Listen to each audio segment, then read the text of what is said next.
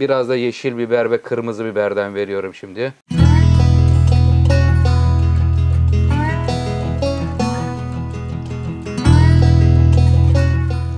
11 ayın sultanı Ramazan-ı Şerif. Hoş geldin.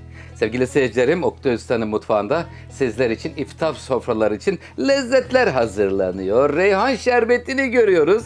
Instagram'da geçtiğimiz senelerde paylaştım tarifini. Efendim reyhan şerbeti, Osmanlı şerbeti, şerbet çeşitleri çok güzel oluyor kıymetli seyircilerim. Efendim bugünkü tarifim ne olacak kıymetli seyircilerim? Bir tencere yemeği pişirmeyi planlıyorum. Tencere yemeğimiz patlıcanlı, domatesli, içi köfteli, biber çeşitleri. Allah ne verdiyse hepsini koyuyoruz güzel sosuyla. Lezzetli bir tencerede köfteli patlıcan yemeği hazırlıyorum. 350 gram 2 sefer çekilmiş dana kıymamız var.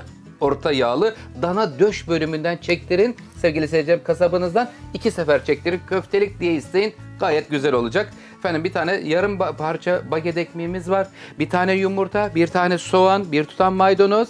İçerisine tuz, karabiber, yumurta. Bir de markette bak ben bunu önce yeşil fıstık zannettim. Acaba kekik mi dedim, nane mi filan. Üzerine bir de baktım. Diyor ki üzerinde yeşilinden kurutulmuş kuru sarımsak. Yani kekik gibi, nane gibi kurutulmuş şu an görmüş olduğunuz sarımsak sevgili seyircilerim. 4 tane patlıcanımız var. 5-6 biber, domates. Eğer domates yoksa yapmış olduğunuz domates soslardan da yararlanabilirsiniz. Kırmızı biber, yeşil biber, üzerine de bol böyle bir taze soğan.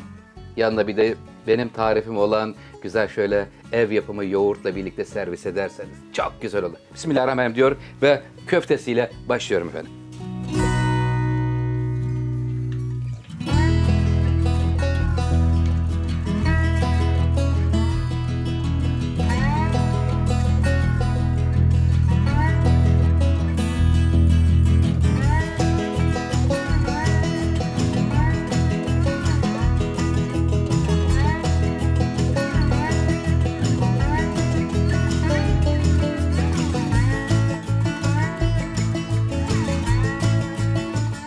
Sevgili seyircilerim, 350 gram kıymadan çıkan köfte miktarını görüyoruz. 6 kişiye rahat rahat yeter. 7 ile 8 kişi de olur. Pilav üstü yaparsanız müthiş olur. Çünkü sizler için sade pilav yaptım. Arpa şehriye pilavı, bulgur pilavı, çeşit çeşit pilav tariflerim var. Kıymetli seyircilerim, 4 patlıcan kızarttım. Tuzlu suya koymadım. İsteyenler tuzlu suya koyabilirsiniz. Ama sera patlıcanı acı değildir. Boşa koymaya uğraşmaya gerek yok diye koymadım. Kırmızı biberi ve yeşil biberi de kızarttım. Patlıcanları kızarttım. Domatesler doğrandı. Köfteler hazır. Şimdi tencere zamanı diyoruz. Tencereye geçiyoruz. Tencere yemeği hazırlıyorum sizler için. Efendim burada kıymetli seyircilerim 2 çorba kaşığı tereyağımız var. 2 çorba kaşığı tereyağını tencereye alıyorum. Tencerede köfteleri tereyağında pişireceğim. Ve böylelikle müthiş bir lezzet olacak. Tadanlar diyecekler ki biz daha önce böyle güzel bir lezzetli köfte patlıcan yemedik diyecekler. Çünkü üzerine de 3 tane yeşil soğan geliyor. Müthiş bir lezzet olacak. Evet efendim, şimdi tereyağımız eridi. Hemen buranın üzerine köftelerimi alıyorum. Bismillahirrahmanirrahim. Buradaki püf noktası neydi? Kıyma yağlı bir kıyma. Üzerine galeta unu değil, direkt bayat ekmeği rendeledim. Suya ıslatmadan rendeledim kıymetli seyircilerim. Ve böylelikle daha lezzetli oluyor. İçindeki yağını köftenin içinde tutuyor. Yumuşak yapıyor ve lezzetli oluyor. Evet. Artı buradaki köftemize 1 tatlı kaşığı da toz kırmızı biber koydum. Biraz renk desteği vermek istediğim için. Evet, 5-6 tane domates doğradık. İsterseniz bakın böyle doğranmış domates veya konserve domates.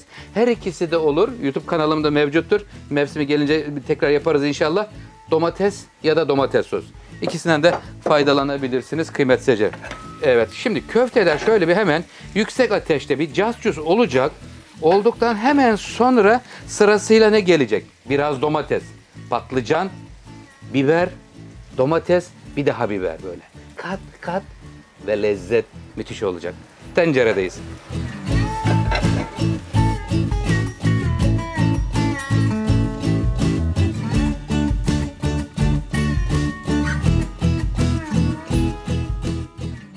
Oktay Usta sizler için iftar için bir tencere yemeği hazırlıyor. Köfteler kızardı, domates, biber ve patlıcanlar geliyor. Kıymetli seyircilerim çok lezzetli olur. Allah'ın izniyle böyle bereketli de oldu bakın. Bütün sebzeler, malzemeler bir araya gelince hem lezzet hem güzel bir bereket oldu inşallah. Şöyle bakın tencerede pişiriyorum. Herhangi bir fırın falan değil, böyle tencere yemeği olsun istedim. Sevgili seyircilerim şimdi geliyor. Domatesler suyuyla birlikte vereceğim. Güzel.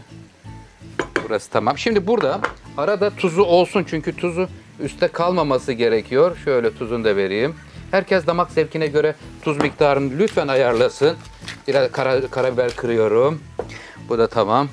Biraz da yeşil biber ve kırmızı biberden veriyorum şimdi. Ve sonuna da ayırıyorum biraz da. Tamam. Şimdi son bölüme geliyoruz. Kıymetli seyirciler bakın. Gördünüz mü? Hepsi bir araya gelince gayet güzel. Bolca da çıktı Allah'ın izniyle. Evet efendim bakın bol domates de üzerine geldi. Veya domates sos dedik. Biberleri de veriyorum.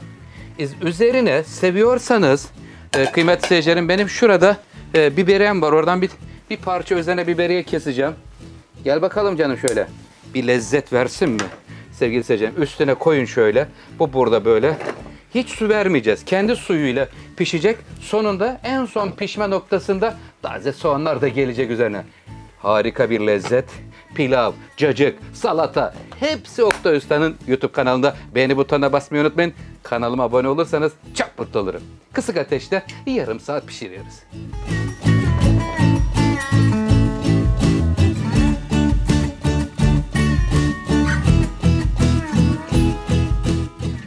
Sevgili seyircilerim şu anda saatime bakıyorum. Yarım saat oldu. Kısık ateşte hiç su vermedim. Görüyor musunuz? Bakın kendi suyuyla. Orijinal bir köfteli, patlıcanlı bir yemek oldu.